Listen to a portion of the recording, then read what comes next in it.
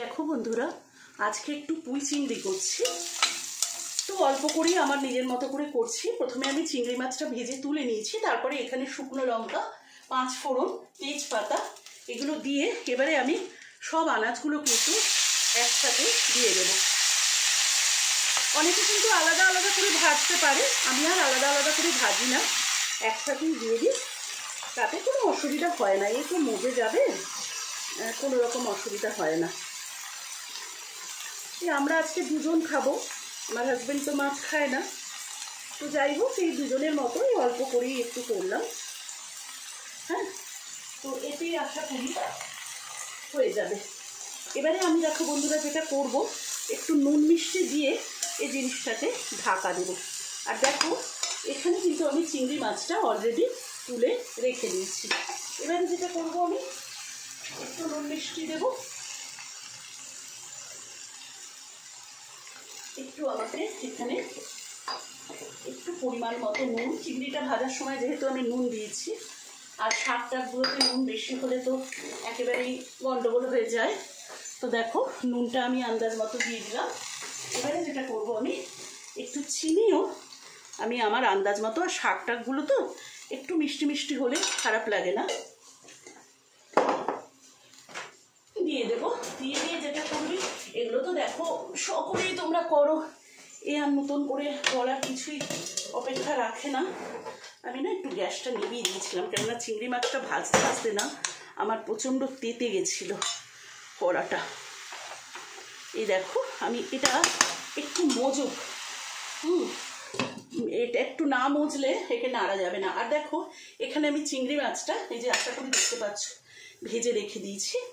আর এখানে আমি একটু রসুন এরকম করে একটু থেতো করে, একটুখানি জাস্ট অল্প থেতো করে রেখেছি, সেটাও আমি দেব। কাঁচা লঙ্কাও আমি দেব। আমি পর্যায়ক্রমে তোমাদের সাথে শেয়ার করছি কি কি দিচ্ছি। এগুলো সকলেই করো, তবুও ওই আমি যেরকম করছি একটু ভাবলাম তোমাদের সাথে শেয়ার করি।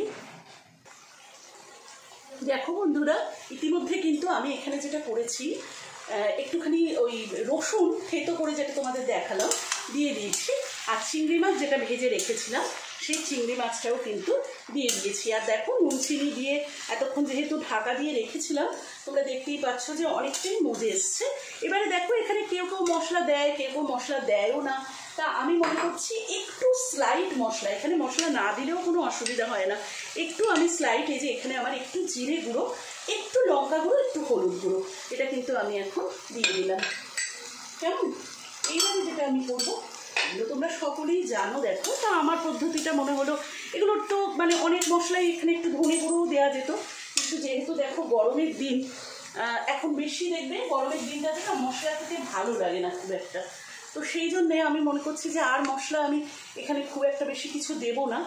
দেখো এই যে এবারে আমি একটু ভালো করে কষিয়ে নিয়ে আবার একটু ঢাকা চাপা দিয়ে, আর যেহেতু নুন চিনিটা অনেকেই বলে যে আগে দিলে সেদ্ধ হতে চায় না, আমি কিন্তু বরাবরই সব সবজিতে নুন চিনিটা আমি এই ভাজার সময়তেই দিয়ে দিই। এটাতে কিন্তু আমার সুবিধা হয়, এটা একেবারেই আমার ব্যক্তিগত ওপিনিয়ন। তোমাদের যেরকম খুশি তোমরা তেমনটাই করতে পারো, তোমাদের যেরকম অভিরুচি। আমার ক্ষেত্রে আমি এটাই পদ্ধতিটাই অবলম্বন করি। তো দেখো সব একসাথে দিয়ে দেওয়াতেও সেরকম কোনো অসুবিধা হবে না। দেখো আলু ফালু তো এই যে সেদ্ধই হয়ে গেছে, আর ডাঁটাটা একটু সেদ্ধ হতে আমাকে একটু সময় দিতে হবে। তো দেখো এবারে আমি এটাকে আবার ঢাকা চাপা দিয়ে দেব। তার কারণটা হচ্ছে ডাঁটাগুলোই আমার যা একটু সেদ্ধ হতে সময় লাগছে, তা নাহলে অন্য কিছু কিন্তু আমার মোটামুটি আলু বলো, কুমড়ো বলো, বেগুন বলো, এগুলো কিন্তু সেদ্ধ হয়েই গেছে। তো আরেকটু আমার সেদ্ধ হোক, মশলাটা দিয়ে আমি আরেকটু ভালো করে কষি। যখন প্রথম ধরেছে ফুলি আমার মল্লিকা বনে, যখন প্রথম ধরেছে ফুলি আমার মল্লিকা বনে, তোমারও লাগিয়া তখনই বন্ধ বেঁধেছিল অঞ্জলি আমার মল্লিকা বনে, আমার মল্লিকা বনে। যখন প্রথম ধরেছে কলি আমার মল্লিকা বনে। দেখো বন্ধুরা, আমার কিন্তু পুঁই শাক রেডি হয়ে গেছে। এই দেখো, তোমরা দেখে টেক্সচারটা দেখে আশা করি বুঝতে পারছো।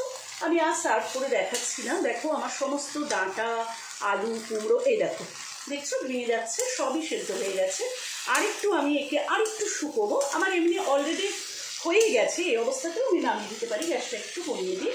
তো দেখো আমার আজকে হয়ে গেল চিংড়ি মাছ দিয়ে পুঁই শাক, যেটা অত্যন্ত একটা উপাদেয় রান্না। ভীষণ ভাল লাগে এই সমস্ত রান্নাগুলো খেতে। সত্যি কথাই যারা আমরা মাছ ভালোবাসি তাদের তো এগুলো খুবই পছন্দের খাবার। তো যাই হোক বন্ধুরা, ভিডিওটা আর বড় করছি না। তোমরা যে যেখানে আছো তোমরা খুব ভালো থেকো ঈশ্বরের কৃপায়। নতুন বছর দেখো, বৈশাখ মাস তো আমাদের চালু হয়েই গেল। তো নতুন বছরটা ঠাকুরের কৃপায় তোমাদের সকলের খুব ভালো কাটুক, সমৃদ্ধিতে ভরে উঠুক সকলের জীবন, এইটুকুই প্রার্থনা করি।